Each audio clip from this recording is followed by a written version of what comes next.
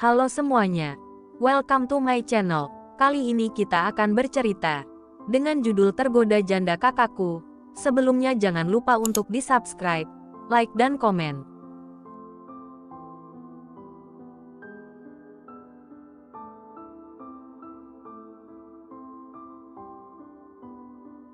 Episode 10, Panggilan Papa. Ricky memandang dengan rasa kesal pada Raihan, yang terus memandang kagum Anjani. Yang lebih mengganggu adalah betapa Dharma tampak begitu menyukai Raihan. Bayi yang baru berumur 5 bulan itu terus tertawa dan senang bermain dengan Raihan. Setelah Anjani dan putranya kembali pulang, Ricky segera mendekati sepupunya. Hati-hati, jika kamu memiliki niat buruk terhadap Anjani, aku yang akan mengusirmu jauh darinya, kata Ricky. Tenang saja, kawan, wanita yang sudah menikah memang tampak lebih menarik. Sialan. Dia begitu mempesona. Pria yang menikahinya adalah pria yang sangat beruntung. Dan jangan pura-pura di depanku. Aku tahu kamu juga pernah membayangkan bagaimana rasanya jika dia merintih di bawahmu. Kita adalah laki-laki normal, bro. Ucap Raihan membuat Ricky marah. Kata-kata kasarnya berhasil memicu pukulan keras di perutnya. Bajingan, aku tidak sejahat kamu, gertak Ricky. Raihan justru tertawa dengan keras daripada merasa sakit akibat pukulan itu. Ricky memang sangat melindungi Anjani. Meskipun Anjani bukan miliknya. Aku bersumpah, aku akan berubah jika aku bisa mendapatkannya. Aku akan menjadi siapa saja yang dia inginkan. Asalkan dia memberikan hatinya padaku, kata Raihan dengan serius. Pergi saja dari sini, aku hampir muntah mendengarmu bicara, ejek Ricky. Haha, aku tidak akan bersaing denganmu, bro. Aku terlalu nakal untuknya. Raihan menghela nafas dengan keras. Dia terlalu murni untuk disentuh oleh pendosa sepertiku, ucap Raihan memandang jauh. Tetapi saat dia berpikir lebih dalam, dia menyadari bahwa ada luka yang dalam yang disembunyikan oleh Anjani. Setelah keluar dari supermarket milik Ricky, Anjani berjalan menuju halte angkutan umum. Dia hendak pergi ke suatu tempat. Dia berniat mencari kos-kosan murah di pinggir kota, sesuai dengan janjinya kepada Arga bahwa dia akan meninggalkan apartemen setelah 3 hari. Sisa uangnya hanya cukup untuk menyewa kos-kosan sementara di pinggir kota. Dia berharap bahwa jika usaha pembuatan kue mulai lancar, dia bisa menyewa tempat tinggal yang lebih baik. Mungkin karena cuaca panas, Dharma terlihat agak rewel. Saat Anjani berusaha menyeberang jalan, dia tidak terlalu fokus karena sibuk dengan Dharma. Dan kemudian, sebuah mobil hampir menabraknya. Anjani hanya bisa menutup mata dan memeluk Dharma erat. Dia merasakan kepanikan dan ketakutan yang luar biasa. Dia mendengar suara yang sangat dikenalnya, yang membuatnya gemetar.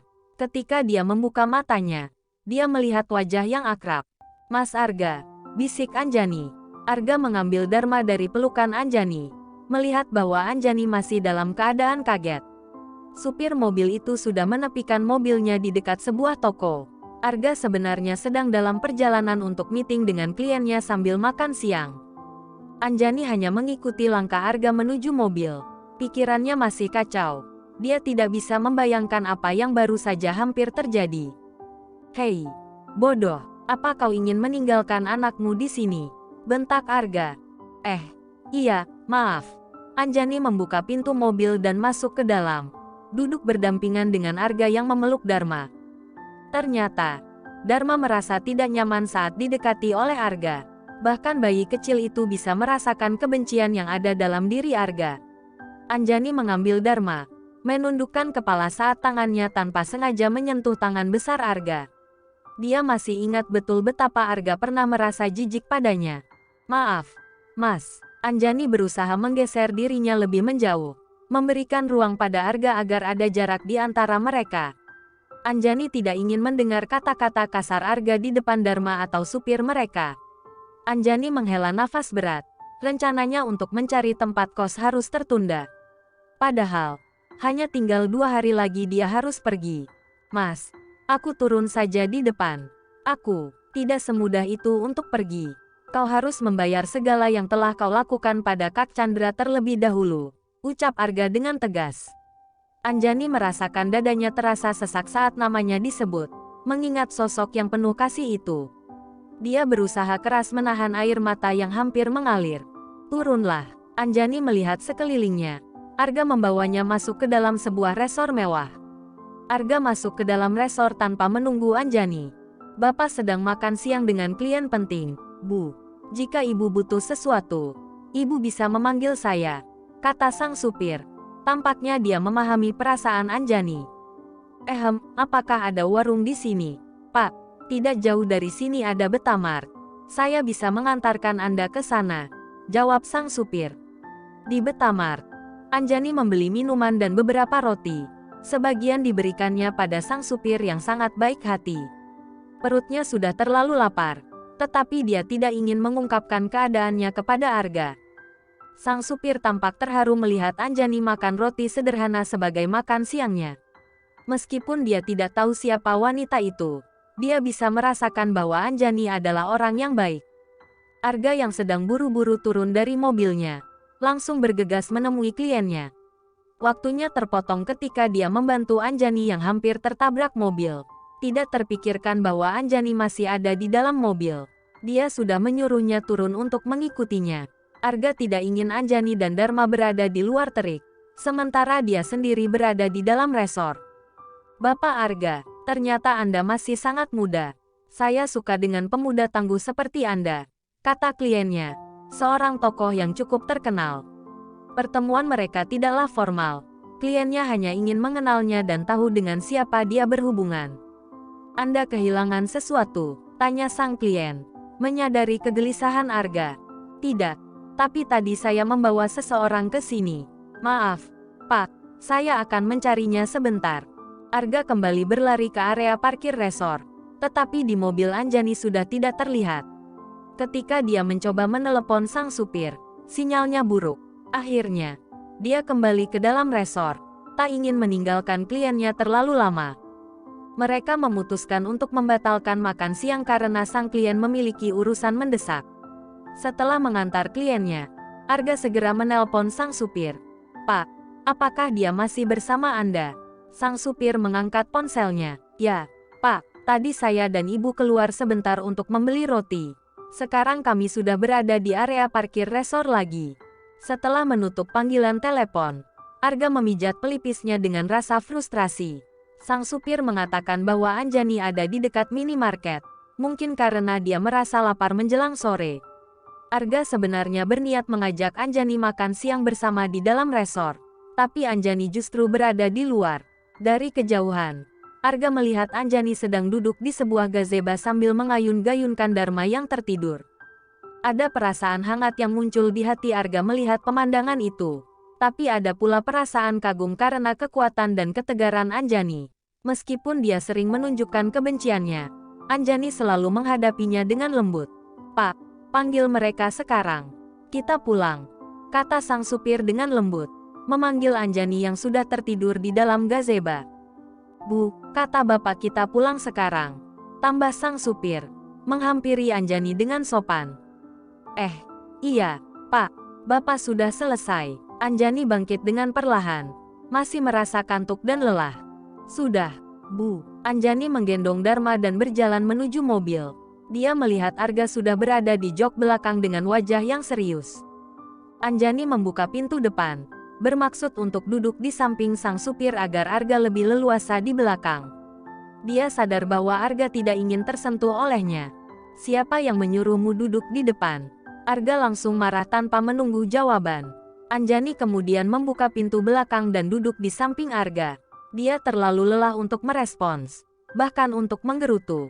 Beberapa menit setelah mobil melaju, Anjani mulai merasa mengantuk. Hari ini ia sudah sangat sibuk membuat kue sampel pagi-pagi dan menunggu Arga dalam pertemuan dengan kliennya. Tenaganya sudah habis, dan akhirnya ia luluh oleh kantuk. Matanya terasa semakin berat, dan Dharma masih tertidur di dalam gendongan. Dalam keadaan setengah sadar, Anjani merasa seperti sedang terlelap di atas kasur empuk yang nyaman. Dia semakin merasakan kehangatan bantal empuk dalam mimpinya. Sementara itu, Arga terkejut merasa ada yang jatuh di bahunya. Dan ketika dia menoleh, dia melihat wanita itu tertidur di bahunya. Wajahnya begitu dekat, alis mata hitam alaminya, bulu mata lentik, hidung mancung, dan bibirnya yang sangat menarik perhatian. Bibir yang sedikit terbuka seolah menantikan sesuatu. Arga menggelengkan kepalanya untuk mengusir pikiran-pikiran tak pantas. Dia merasa bingung, merasakan ketenangan ketika Anjani berada di sisinya. Dia melihat Dharma membuka matanya, dan anak itu tidak menangis. Mungkin merasa ibunya lelah. Arga tersenyum saat Dharma meraih tangannya, menunjukkan bahwa anak itu ingin dekat dengannya. Pelan-pelan, Arga mengambil Dharma dari gendongan kain yang tidak terlalu kencang agar Dharma nyaman di pelukannya.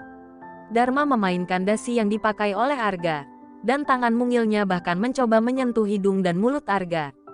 Arga membalas dengan gigitan lembut, dan Dharma malah tertawa. "Papa, papa," Dharma bergumam sambil menyentuh mata Arga. Jantung Arga berdetak kencang saat mendengar panggilan dari Dharma. Mata bening anak itu mengingatkannya pada mata kakaknya. Ada perasaan menyesal di hati Arga karena pernah membenci bayi yang menggemaskan itu di pangkuannya. Arga membiarkan Anjani tetap tidur di bahunya hingga mereka tiba di apartemen. Bahunya terasa kebas karena menopang berat tubuh Anjani yang tertidur pulas. "Hei, bangun!" teriak Arga, membuat Anjani tersentak dan terjaga. Dia masih tidak menyadari bahwa dia tertidur di bahu Arga. "Kita sudah sampai?" Anjani bertanya, bingung, melihat Dharma berada di pangkuan Arga. Tadi seharusnya Dharma ada dalam kain gendong yang masih tergulung di pundaknya. "Tentu saja sudah, kau sepertinya tidur seperti orang mati," ujar Arga dengan sedikit rasa kesal, kembali memunculkan sisi juteknya. "Tidur?" Anjani merasa kaget, memandang putranya yang masih terjaga dan sedang bermain dengan dasi serta baju Arga. Anjani dengan lembut meraih Dharma, mencoba menenangkannya. "Maaf, Dharma tidak bermaksud apa-apa, Mas." Arga tidak berkata apa-apa, melanjutkan langkahnya menuju apartemennya. Dia merasa sesuatu terangkat dari hatinya saat melihat Anjani dan Dharma bersama. Tanpa disadari, sudut bibirnya sedikit tersenyum.